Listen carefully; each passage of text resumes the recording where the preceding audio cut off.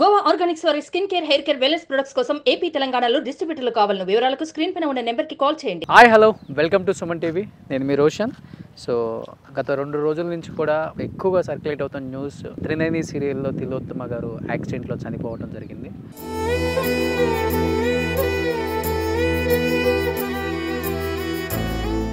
ఆ యాక్సిడెంట్ జరిగినప్పుడు ఆమె స్పాట్లోనే చనిపోయారని కొంతమంది చెప్తున్నారు, లేదు తను వేరే కారణాల వల్ల చనిపోయారని కొంతమంది చెప్తున్నారు. కొంతమందికి గాయాలయ్యి కొంతమంది బయటపడ్డారు.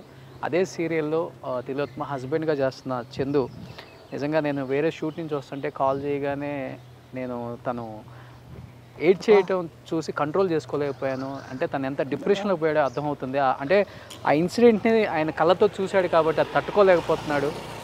నేను ఇమ్మీడియట్గా ఎక్కడున్నావు చందు అంటే ఒక లొకేషన్ పెడితే నిజంగా తను డిప్రెషన్లోనే కనిపించాడు నాకు. సో చందు నాకు మంచి ఫ్రెండ్. నేను ఎలక్షన్స్ బిజీలో ఉండి కొంచెం అటు ఇటు తిరుగుతా చూడలేదు. ఒకసారి న్యూస్ చూడగానే షాక్ అయ్యాను చందు. బట్ నిజంగా దేవుడి దయ వల్ల చందు సేఫ్గా బయటపడ్డాడు. కానీ పవిత్రగా నిజంగా స్పాట్లోనే చనిపోయారు అంటున్నారు.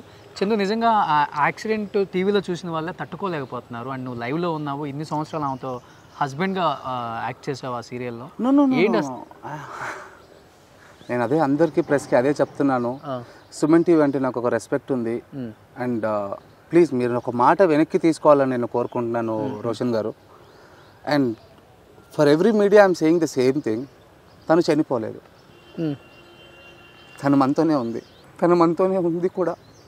అండ్ మీరు అంటున్నారు హస్బెండ్గా యాక్ట్ చేయడం కాదబ్బా, షీఈస్ మై లైఫ్. ఓకే.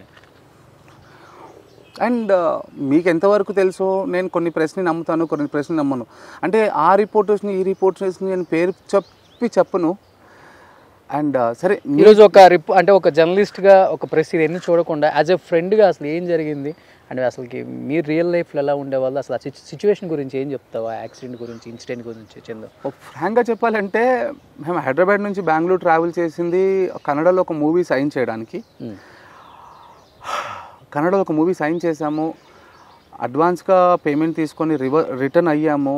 బెంగళూరులో 2:30 ఆఫ్టర్నూన్ మేము ఆల్రెడీ స్టార్ట్ అయ్యాము. 2:30 స్టార్ట్ అయ్యి 6 o'clock అలా రీచ్ అయ్యి బెంగళూరుకి మెజెస్టిక్ రోడ్ అంతా క్రాస్ అయ్యి రీచ్ అయ్యేసరికి ఫుల్ హెవీ రెయిన్ వల్ల 3 hours లైక్ 20 స్పీడ్ 3 hours అయిపోయింది. అక్కడ చాలా రెయిన్ పడడం వల్ల ట్రాఫిక్ లేట్ అయిపోయి మేము మహబూబ్ నగర్ రీచ్ అయ్యే వరకు 12:30 12:40 అయ్యింది. So we are completely morning travelling అంతా మేమే చేసాం కాబట్టి డ్రైవర్కి అప్పచెప్పి మేము కంప్లీట్ డీప్ స్లీప్లో ఉన్నాం. డ్రైవర్ ముందున్నాడు, డ్రైవర్ పక్కకి పవిత్ర వాళ్ళ సిస్టర్ కూతురు ఉంది, చిన్న అమ్మాయి, పాపం 16-17 years. డ్రైవర్ వెనక నేనున్నాను, డ్రైవర్ నా పక్కన పవి పడుకొని ఉంది. అందరం డీప్ స్లీప్లో ఉన్నాం. సడన్గా ఒక సౌండ్ వచ్చింది. సౌండ్ రావడంతో నేను డ్రైవర్ని అడగడం ఏంటంటే, వాడు సార్ నేను 80 స్పీడ్లో వెళ్తున్నాను, అది 60 feet రోడ్డు, కేఎస్ఆర్టీసీ బస్సు వచ్చింది, వాడు కొట్టడం వల్ల నేను ఆపోజిట్ రోడ్కి డివైడర్ ఎక్కించాను, ఆపోజిట్ బస్సు కొట్టేసింది అంటాడు. అండ్ ఇంకొకటి, నేను సుమన్ టీవీ తరఫున నేను ఒక విషయం చెప్పాలనుకుంటున్నాను అందరికీ. ఏంటంటే అందరికీ ప్రెస్ రిపోర్టర్స్కి నేను చెప్పాలనుకుంటుంటే, ఇది నాకు what ever I want, I'm not talking about any commercial and all, నా బాధ నా ఆవేదన చెప్పుకుంటున్నాను రోషన్ గారు. ఏదేదో రాస్తున్నారు. ఇక్కడ ఉంది నలుగురము, కళ్ళతో చూసింది నేను, ట్రావెల్ చేసింది నేను. నలుగురిలో మేజర్గా దెబ్బలు తగిలింది నాకు.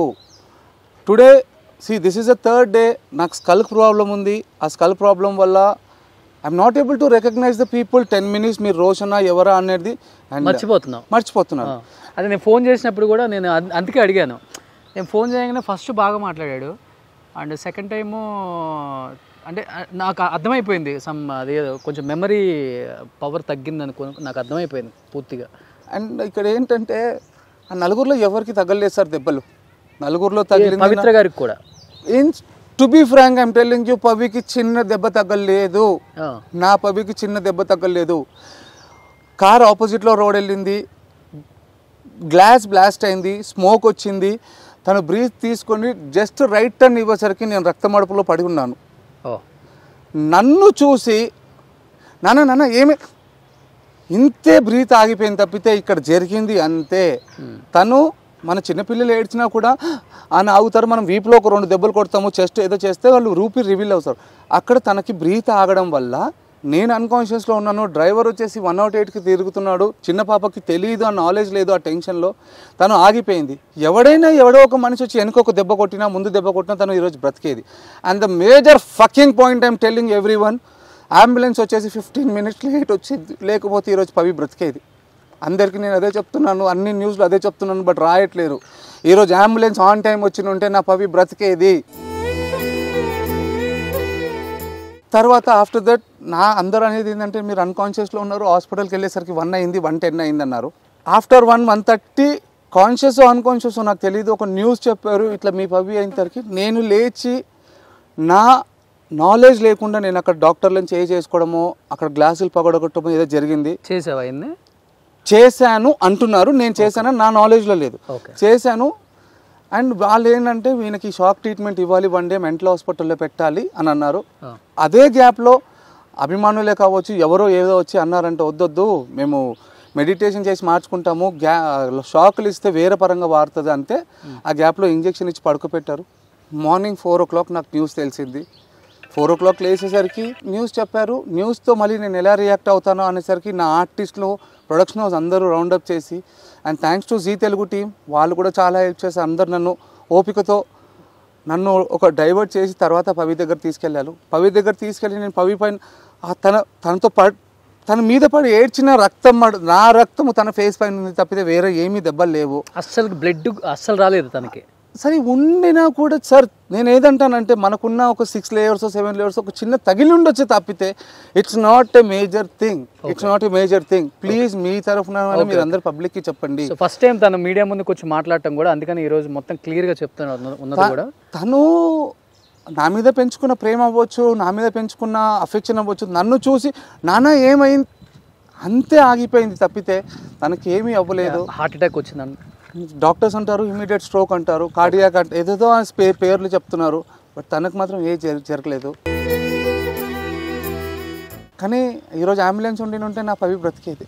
కానీ పాప ఉందని చెప్తున్నారు, పవిత్ర గారి పాప కూడా. పవిత్ర గారి పాప కాదు, పవిత్ర గారి సిస్టర్ పాప, తన పేరు అపేక్ష, డ్రైవర్ నేమ్ శ్రీకాంత్, మీకు నా పేరు తెలుసు చందు. అండ్ ఈరోజు మనం కోల్పోయిన పవిత్ర గారు ఉన్నారు.